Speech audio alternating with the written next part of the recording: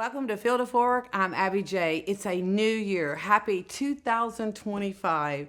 And I'm going to bring you what's in season today. And it's collards and black-eyed peas. It's what we eat. It's what Southern people eat for New Year's Day. And I want to show you how to prepare those. And if you go to your Ingles store, you'll find collards like this. And there's certain way you prepare these because you want to get the grit, the dirt off of them, and the stem. So what we're going to do is take the stem out. This is this part right here. And you don't need to throw this away. You can put this back into your collards or turnip greens. You want to fold this over and then you roll. You want to roll this tightly like so. And we'll take little 1-inch cuts like this. And you know, collards is number one in South Carolina. It's their number one crop. Georgia falls second with this crop.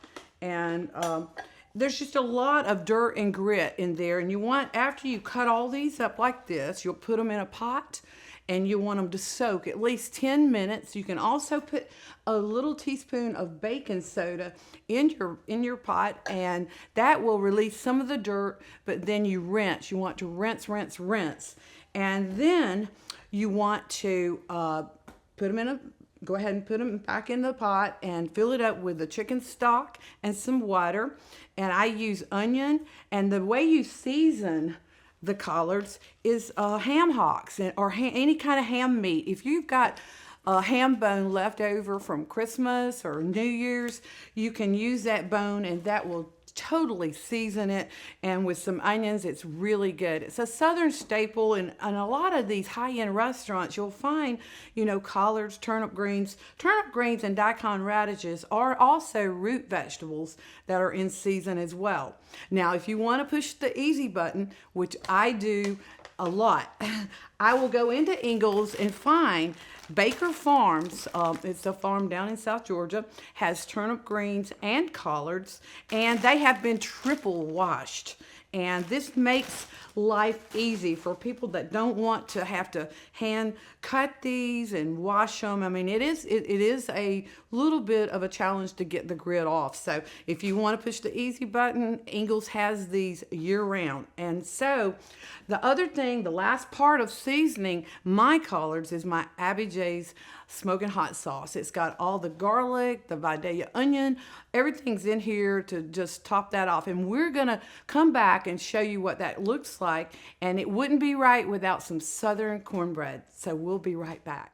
We're back, and we got this delicious Southern meal ready for New Year's Day, and the collards represent wealth, the black-eyed peas is for luck, prosperity, and the cornbread, we couldn't have this meal without Southern cornbread. This is what's in season, and you can find this at your local Ingles market. And we're going to be back with Adam Stone to talk about how you grow collards in the winter months. We'll be right back.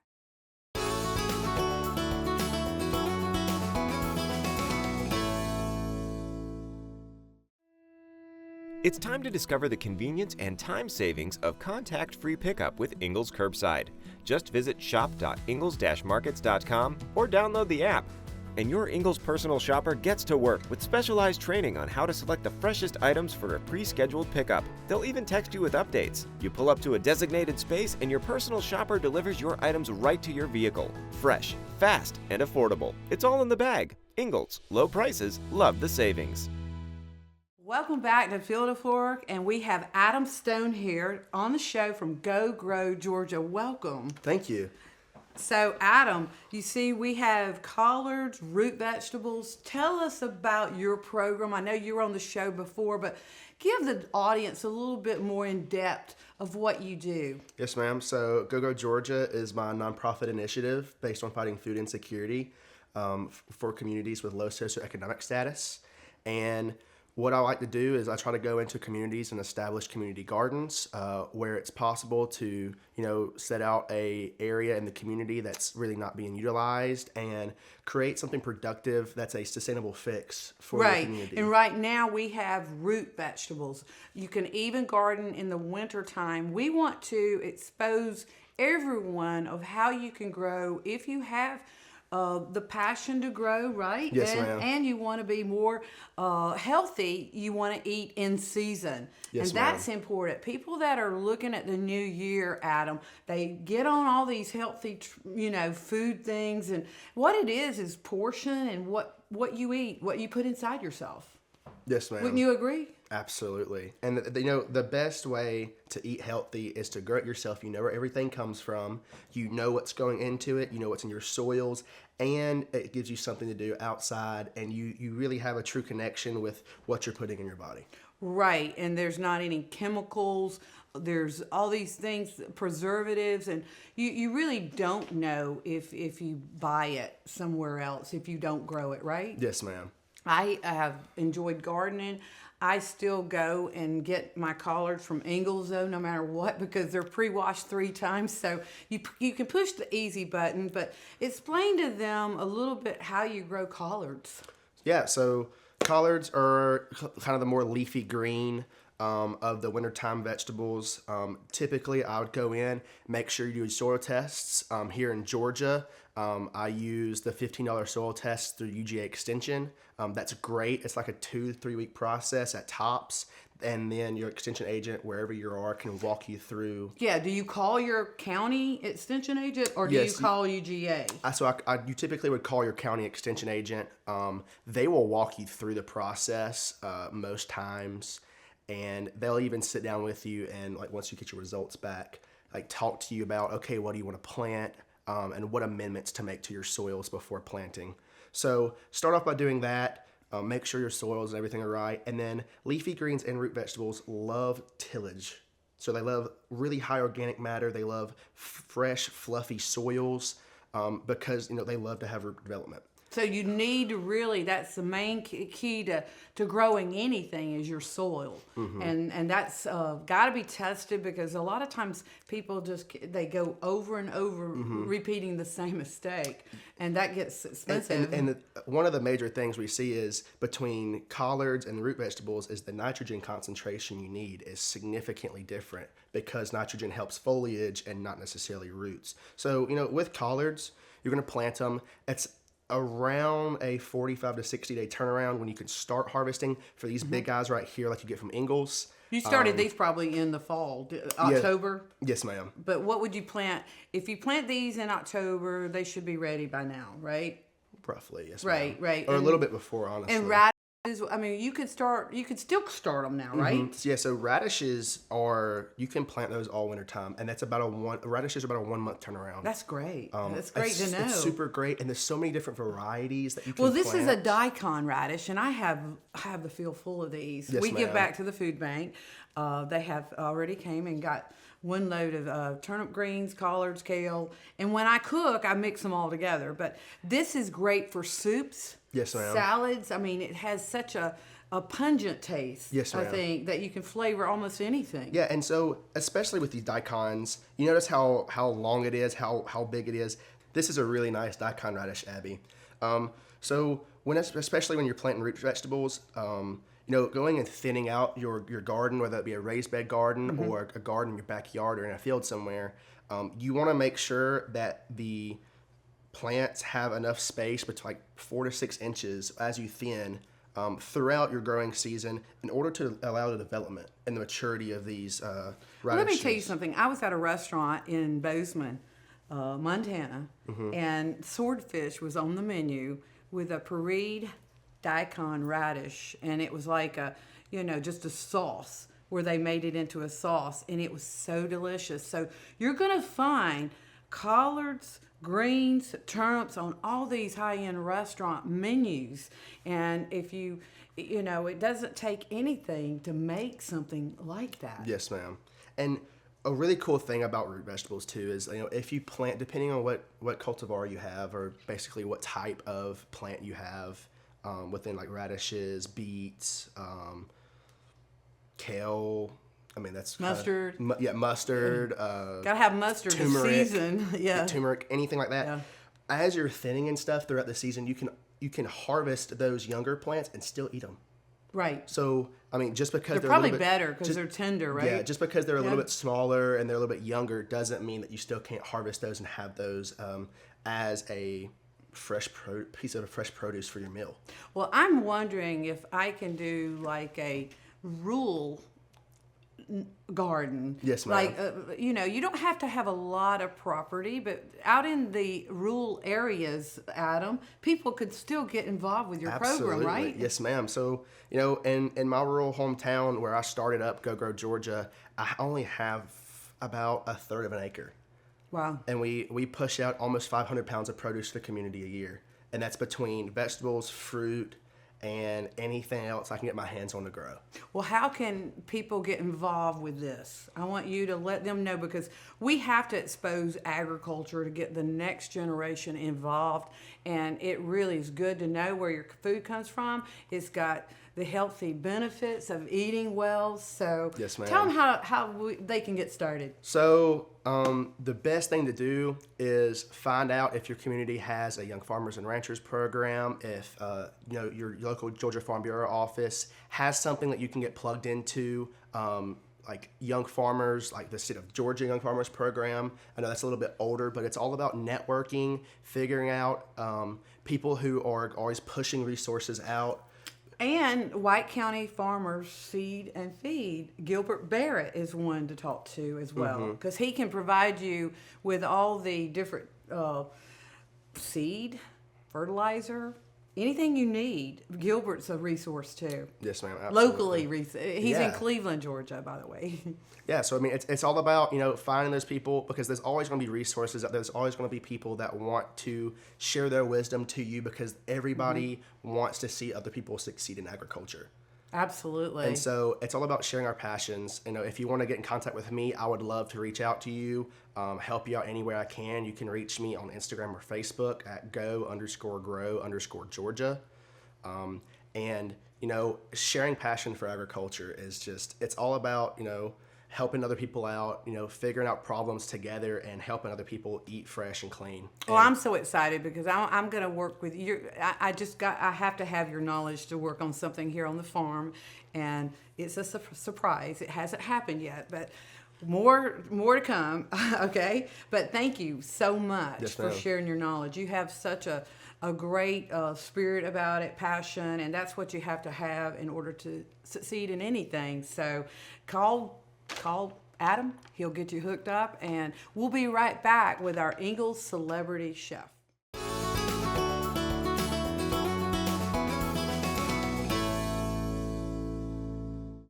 Did you know Ingles only sells USDA Choice and Prime cuts of meat?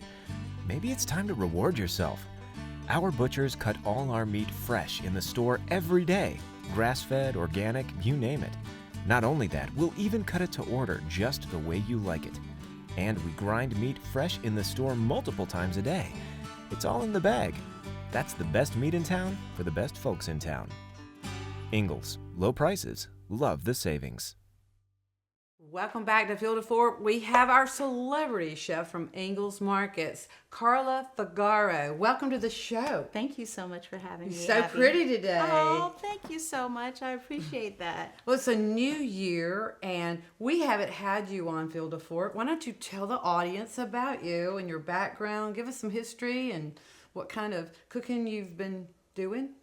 Well, I am originally from the islands. I grew up on the East Coast, and growing up, I did not like cooking. I actually went into the service when I was 17 years old, and that's where I actually grew my love for cooking. I was pushed into the culinary field. Oh, wow.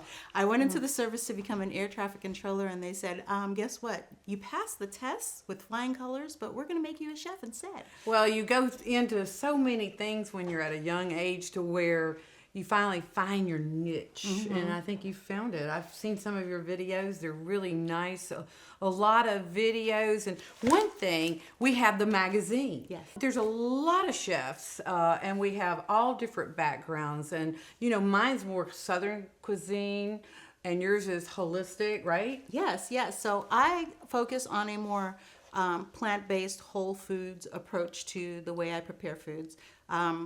I don't focus on the protein or the meat as the main. My main is the actual vegetables, and I like to use anything that's fresh and, like yourself, in season. And that's what makes this magazine a must. It's free. You can pick it up at your local Ingles markets, and that's why we have such a variety, and you add so much to the table. Thank you so much. What are we doing today? So today we're making a sweet potato gratin, and you can do this traditionally or you can do this plant-based. It doesn't matter which way you choose. Both the ways are absolutely delicious.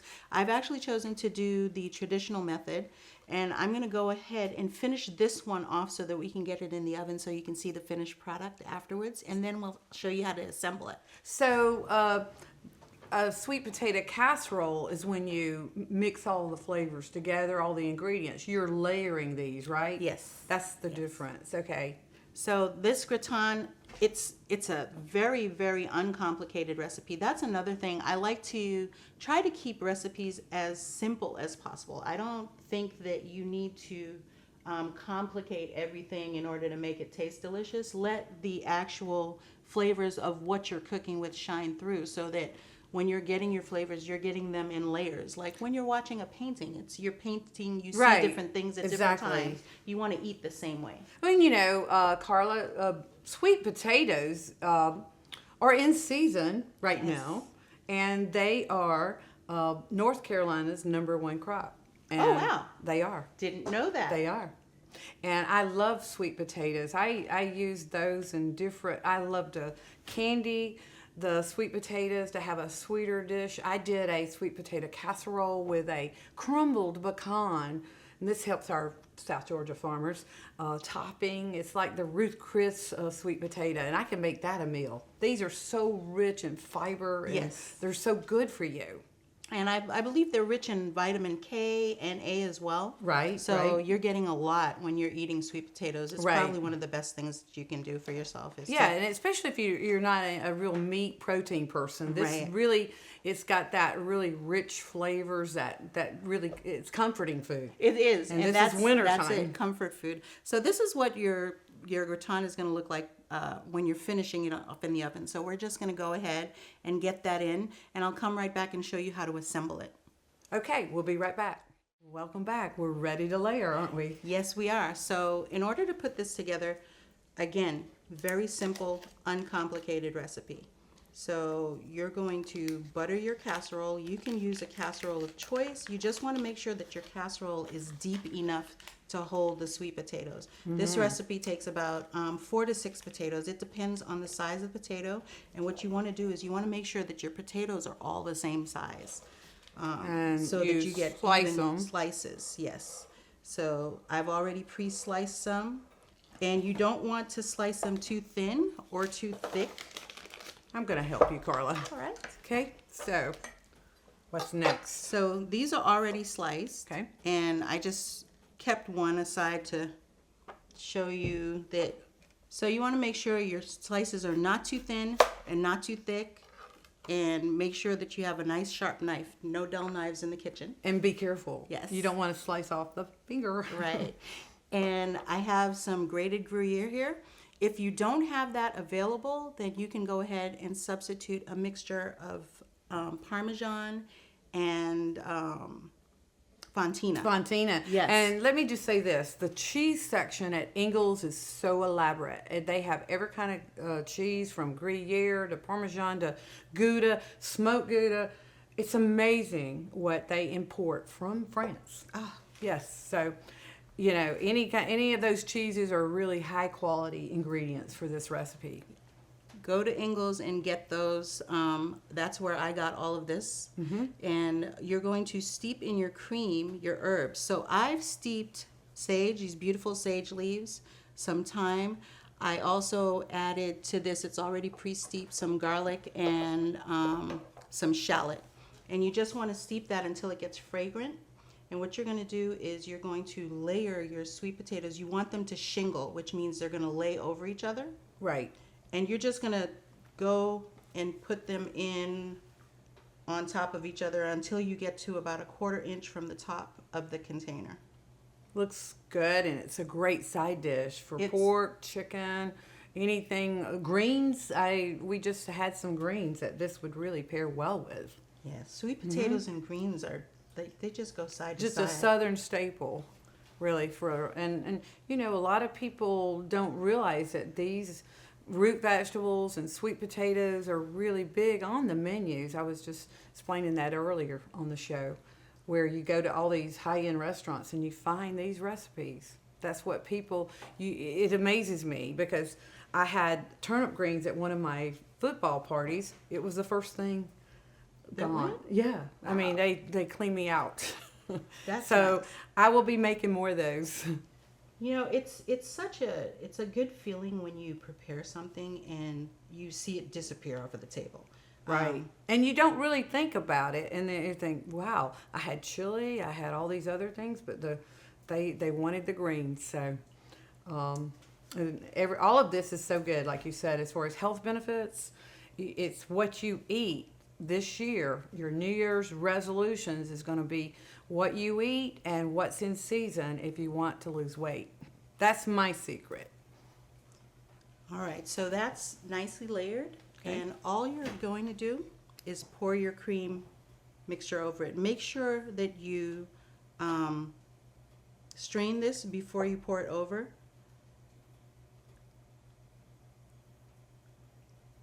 Is that just to get Just to get the whole herbs out. right? I mean, if you want to leave the whole herbs in, you can. It's just going to add a little bit more flavor, right? Right. Yeah. And once this is poured over, you're just going to cover this. You can use foil. If you have a lid, you can use a lid. And you're going to start your oven at 350 and then turn it down to 325. And you're going to let that cook for maybe about 15 minutes. If you've cooked this, if you've cut the potatoes small enough, they should get tender fairly quickly. Once you've cooked your potatoes for 15 minutes, you want to pull that back out, and that's when you're going to add your cheese on top and finish your casserole off. So we're going to let this finish off, and we'll be right back to show you the finished product. Sounds delicious. Thank you. All right, so we're about to get this out of the oven. It's gonna be Yes, I can't wait. so It smells beautiful. delicious. Can you Oh, see that? I can It's see it. bubbly And and I smell all those flavors, those herbs. Wow. so this is your finished product. That's what your gratin is going to look like when it's done. Carla, this looks great. This is going to be so good with the collards, the black-eyed peas, and the southern cornbread for wealth, health, and a happy new year. Yes. And we need an affirmation, so you get to pick two of them, and one's for you and one's for me. Okay, let's go. Yours first. Okay, let's read it. I am beautiful and full of energy. Yes, you are. Absolutely. And this one's mine. I don't know what this is going to be. Dig deep. Got it. Okay. Let's see what we have. Every challenge I face is an opportunity to grow. Absolutely. And I hope everybody can grow. We wish you all a happy and healthy new year. We want to thank our guest today, Adam Stone with Grow, Georgia, and Carla Figaro with the Ingles Table. And we'll see you next time.